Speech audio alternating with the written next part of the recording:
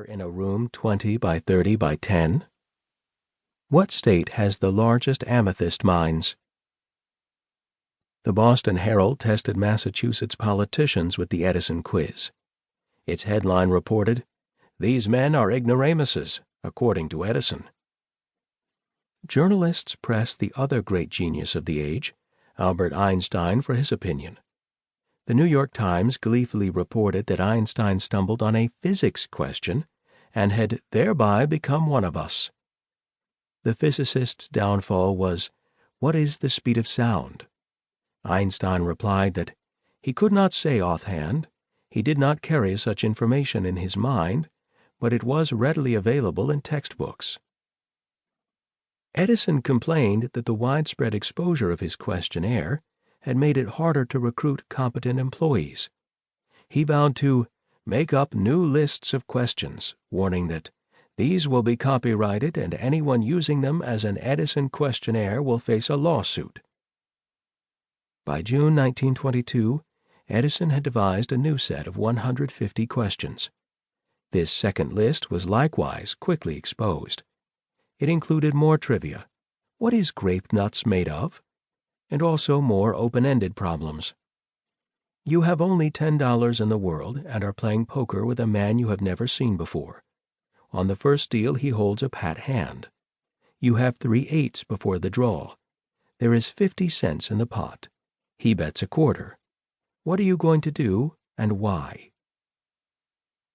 Some employers took Edison's advice and began using similar questions. But the questionnaire drew at least as much indignation. Columbia University psychologist Edward Thorndike was among those damning it. "I am sure Mr. Edison would prefer a man who was loyal to his family, his school, and his church, honorable in character, honest about money, willing and able to put in an 8-hour day without shirking, to a man who could perform an elaborate set of stunts, verbal or otherwise, but lacked these qualities." Psychologist Paul M. Dennis has argued that the Edison questionnaire played a large, under-recognized role in changing the conversation on hiring. In Edison's time, as now, job interviews were subjective assessments of how well someone would fit in. However imperfect or even misguided, the Edison questionnaire offered a new paradigm. It was an attempt to ask questions whose answers might predict job performance. This aspiration has been enduringly influential. It jump-started a century of research attempting to determine whether interviews could forecast workplace performance and to identify the questions and techniques that were most predictive.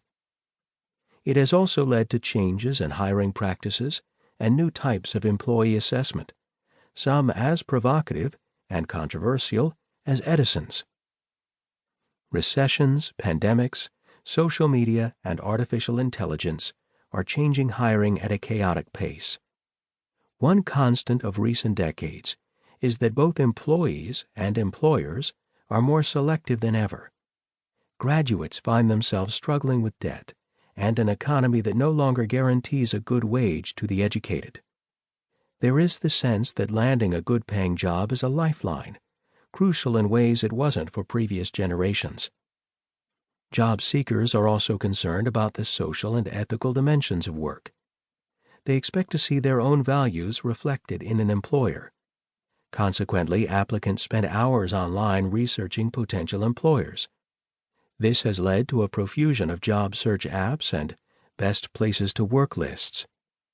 Annual features by LinkedIn, Fortune, and Forbes rate salaries, perks, and zeitgeist. Inevitably, the publicity focuses attention on a relative handful of well-regarded employers. In good times and bad, the most desirable employers get a dozen or more qualified applicants for every open position.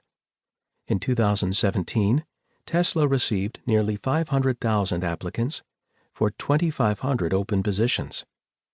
That's 200 to 1, 10 times more selective than Harvard. For certain job seekers, the height of aspiration is FANG.